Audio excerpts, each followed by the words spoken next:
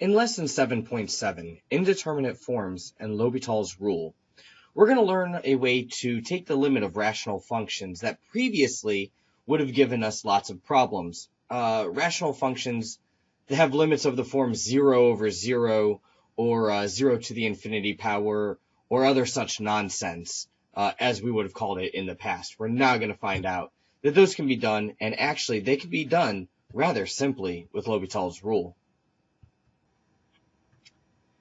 Before we can use Lhopitals Rule to simplify the limit of any rational function, we first need to determine if that function is in fact indeterminate. What we need to do is look at the limit as x approaches c of any function h of x. Now, more often than not when dealing with these problems, h of x will actually end up being a rational function of the form f of x over g of x. If we plug c into either of these, a few interesting things could happen. Certainly one of the more common examples of an indeterminate form is when the limit as x approaches c would give you a 0 over 0 fraction. Of course, a 0 on top usually means that it equals 0 overall, but a 0 on the bottom often means that we have asymptotic behavior. And so, since we're not sure how to work that out, that is indeterminate. Another of the more common indeterminate forms is if we plug in c for x and get something like infinity over infinity. The same problems hold as when we have 0 over 0, in that when the numerator is infinity, we tend to think the whole thing is infinity. However, when the denominator is infinity, we feel that it should just be 0.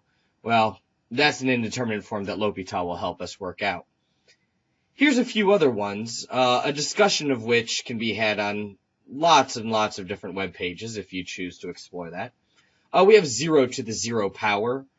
Usually anything to the 0 power is 1, but 0 to the 0 power, that one is indeterminate. We can also look at 1 to the infinity power. I know at first glance it seems that would just equal 1, but when we multiply it an infinite number of times by itself, well, again, a good discussion of that can be found online. The same holds true for infinity to the 0 power. That is not going to be equal to 1, because infinity is not a real number. Any real number to the 0 power, except for 0, of course, is 1. A couple other indeterminate forms, if we have something like 0 multiplied by infinity, or, of course, infinity multiplied by 0. And then finally, because there are different quote-unquote levels of infinity, we would have trouble trying to evaluate infinity minus infinity. And these are your 7 indeterminate forms. Perhaps the Venn diagram will help you make sense of them and remember them in the future. But remember these 7 indeterminate forms. So what happens when the limit as x approaches c of some function ends up evaluating to one of these forms? Well, then we can use Lhopitals Rule to help us evaluate it. Okay, so we've had all this discussion of when to use Lhopitals Rule. So what exactly is Lhopitals Rule? If we have a setup like this, where we're going to plug c in for x and get one of those 7 indeterminate forms, what we can actually do is just differentiate the numerator and denominator separately to come up with a new rational function, which we can try to find the limit of. Now, be very careful when you do this. The number one mistake is people differentiating the entire function using the quotient rule. That is not to be done with L'Hopital. Simply differentiate the top, differentiate the bottom. It's much simpler than the quotient rule and is actually the correct way to do it in this case. Now, if we can plug c in for x here and get an actual limit, then we've succeeded, and the limit of this will be equal to the limit of our original function. Now, note this only applies when both things that I'm about to state here happen. First off, the limit as x approaches c of the original function must be indeterminate. If it's not indeterminate, then there's really no reason to use L'Hopital's rule. So this is when this is indeterminate. All right. Also, This only works when the limit as x approaches c after Lhopitals rule, when we have the derivative of the top and the bottom. This only works when this actually exists.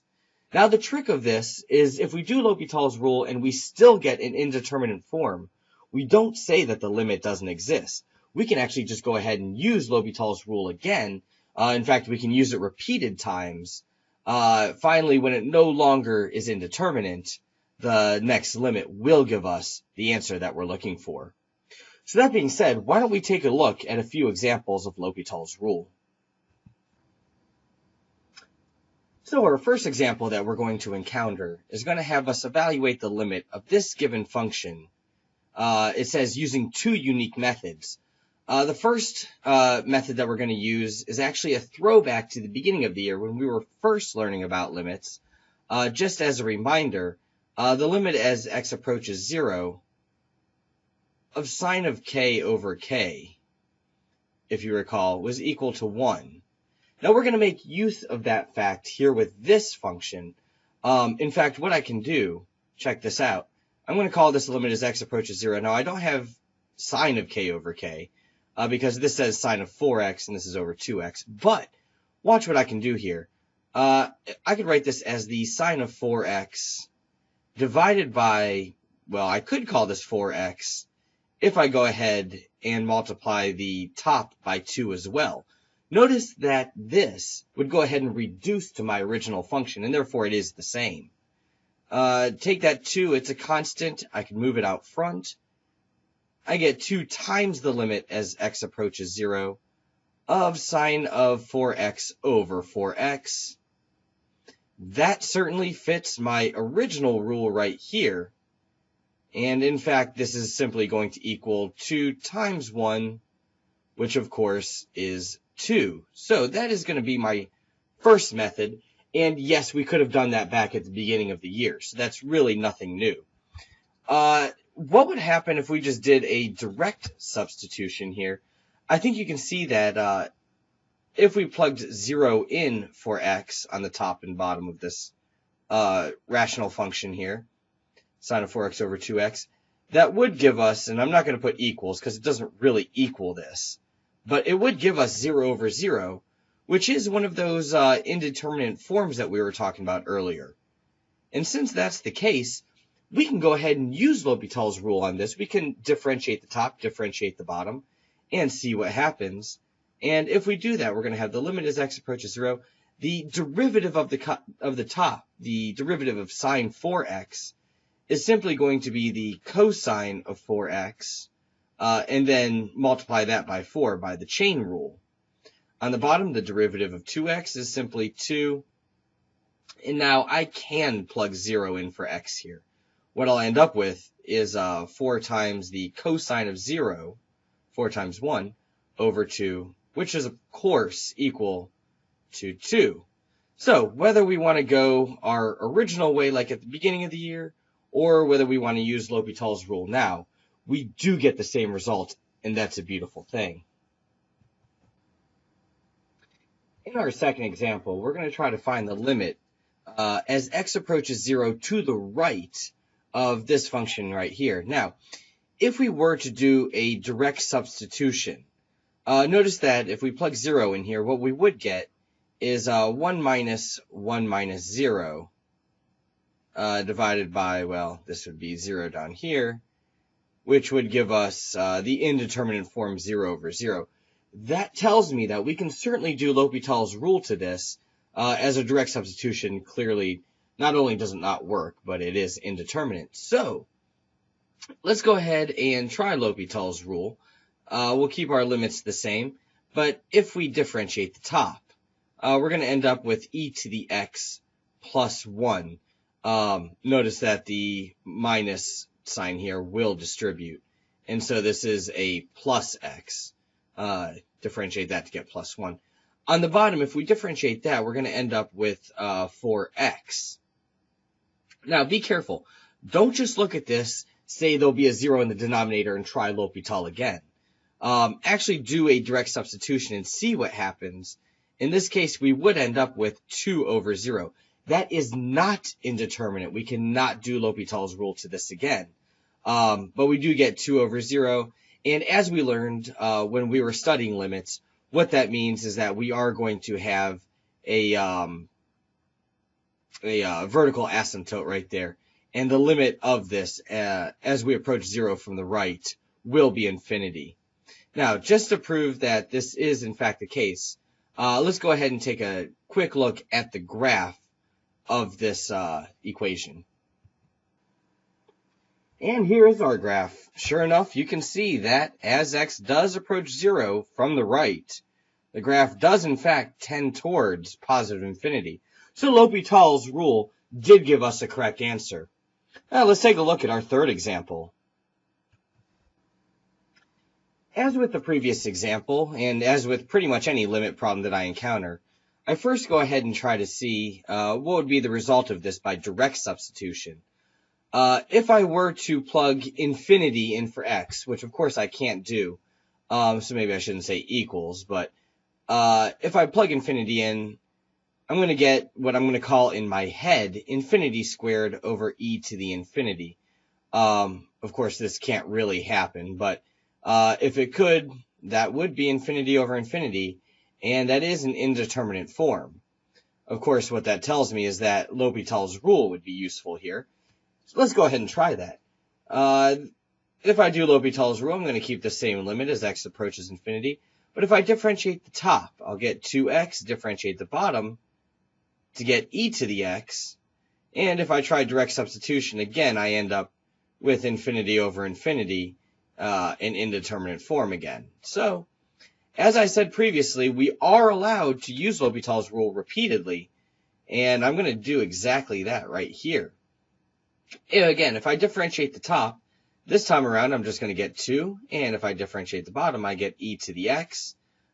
This time, this will yield 2 over infinity, which, of course, 2 over infinity isn't real, but I can think of that, I can think of the limit anyway as equaling 0, since it is over infinity.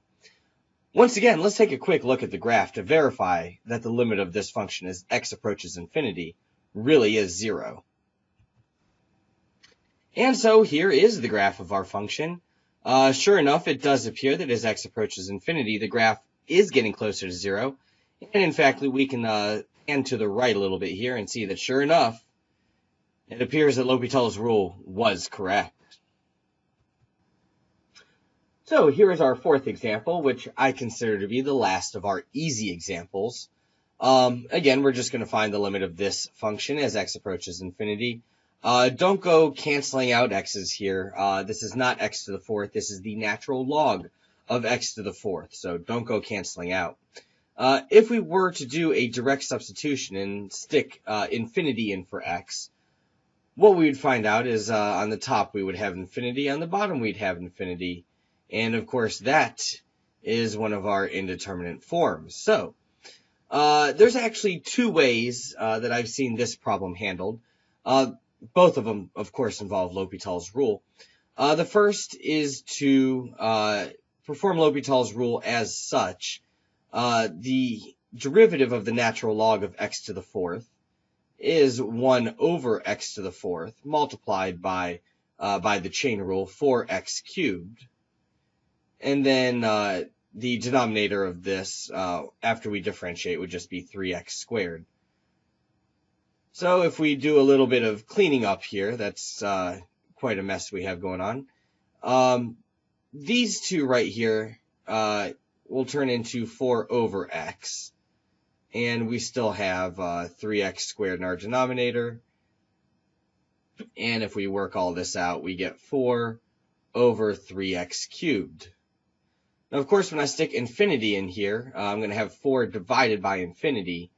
That is not indeterminate. That, in fact, is going to give us 0.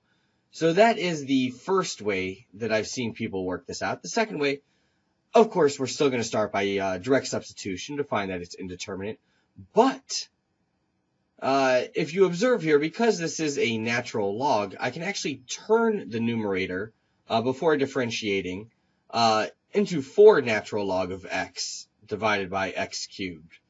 Of course, if I go ahead and apply Lhopitals rule to this, that will get me the 4 over x, and then the 3x squared on the bottom. And it's not a big deal, but it does save us a little bit of time. You can see that this is certainly equivalent to this right here. And so the rest of the work can be carried out as such. So it's up to you whether you choose to do it the hard way or make some observations and do it the easy way. But regardless, we do get 0 for the answer, which we'll verify here using the graph. And so, as before, I present you the graph of the function presented in example D.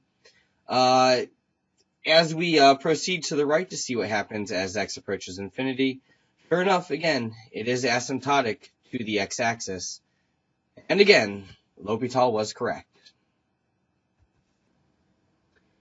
With our fifth example, we're going to start to get into the types of problems that involve more than just simple usage of L'Hopital's rule.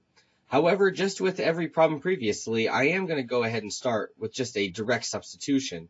Of course, if that gets me a plausible answer, then I'm done. So it's always worth checking out.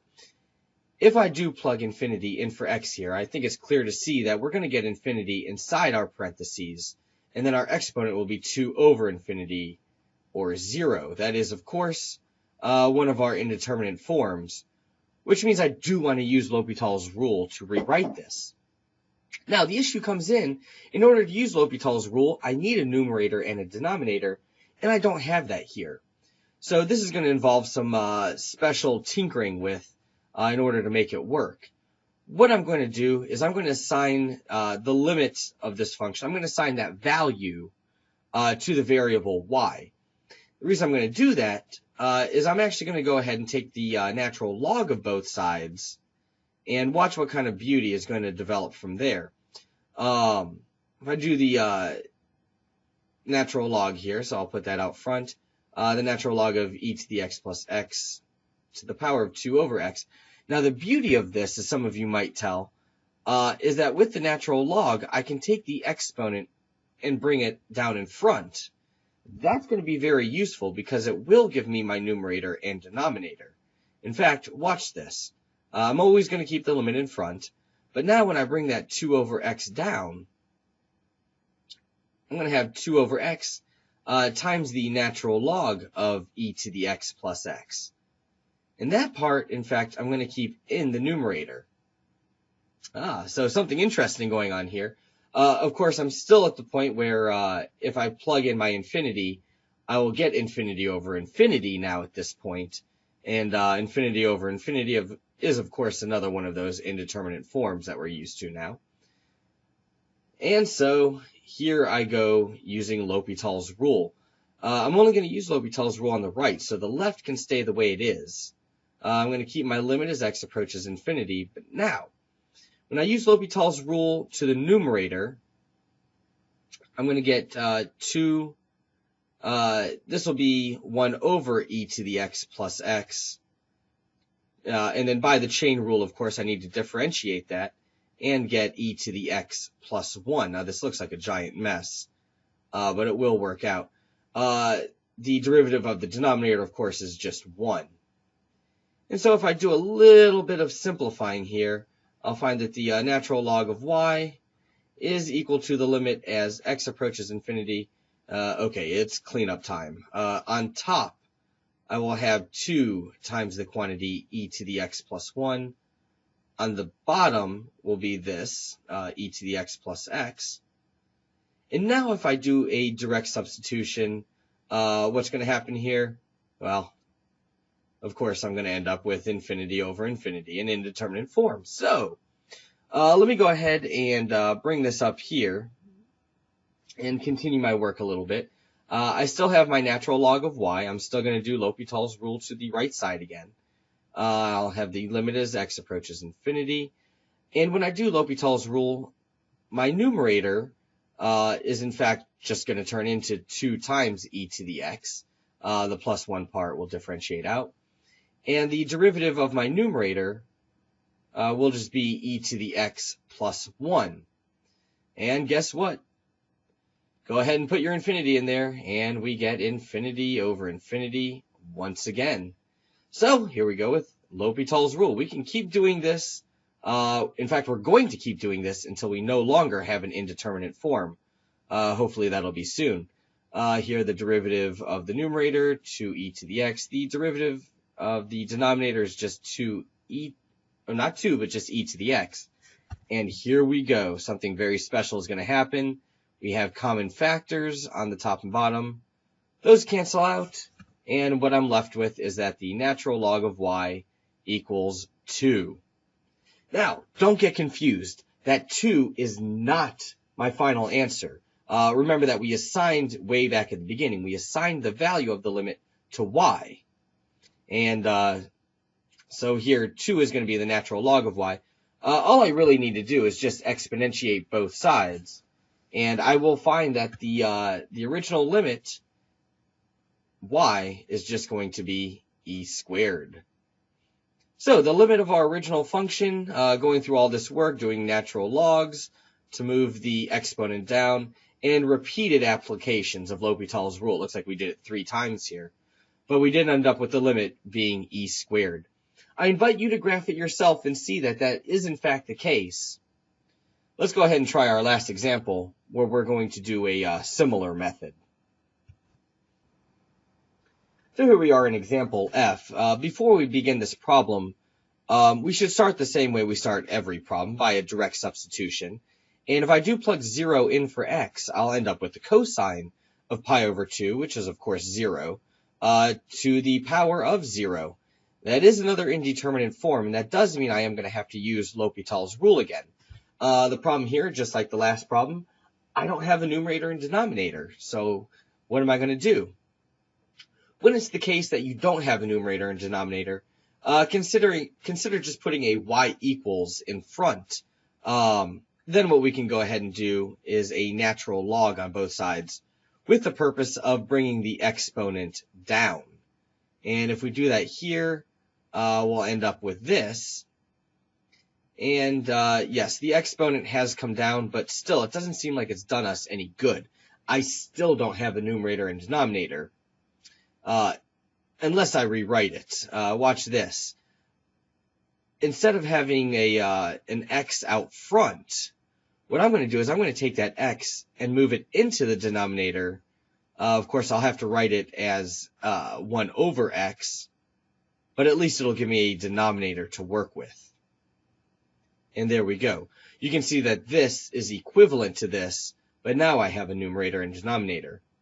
And of course, if I do a direct substitution here, I will get the natural log of 0 divided by, would be infinity. Now, the natural log of 0 sounds like a weird situation to deal with, but if you remember that the natural log graph goes like this, then as a limit, the natural log as x approaches 0 from the right actually is negative infinity, and there is our indeterminate form. So to deal with that, we will just do L'Hopital. Now that we have a numerator and denominator, we can apply L'Hopital's rule. And if we do that, the natural log of cosine of pi over 2 minus x, that's simply going to be 1 over the cosine of pi over 2 minus x. Of course, by the chain rule, which we need to apply, the chain rule would give us the derivative of cosine is negative sine of pi over 2 minus x. And then by one more chain rule, I'll have a negative 1, which will cancel out that negative right there. Looks like a giant mess, but it'll clean itself up. You'll see. The derivative of the bottom will just be negative 1 over x squared. So if we go ahead and simplify this, notice that what we have is actually a sine over a cosine, and I'm going to rewrite that as simply a tangent. So this is just going to be tangent of pi over 2 minus x divided by negative 1 over x squared. I haven't done anything but simplify, but in this situation, let's go ahead and direct substitute our 0 in here. And if we do that, we get the tangent of pi over 2. The tangent of pi over 2, remember, is undefined, but we can think of it as infinity. And then on the bottom, when I plug in 0, certainly I'm going to get a negative infinity. So again, indeterminate forms. So let's go ahead and try another iteration of L'Hopital. I will go ahead and drag this up here. And what we'll have is the natural log of y. We're going to keep our limits the same, as always.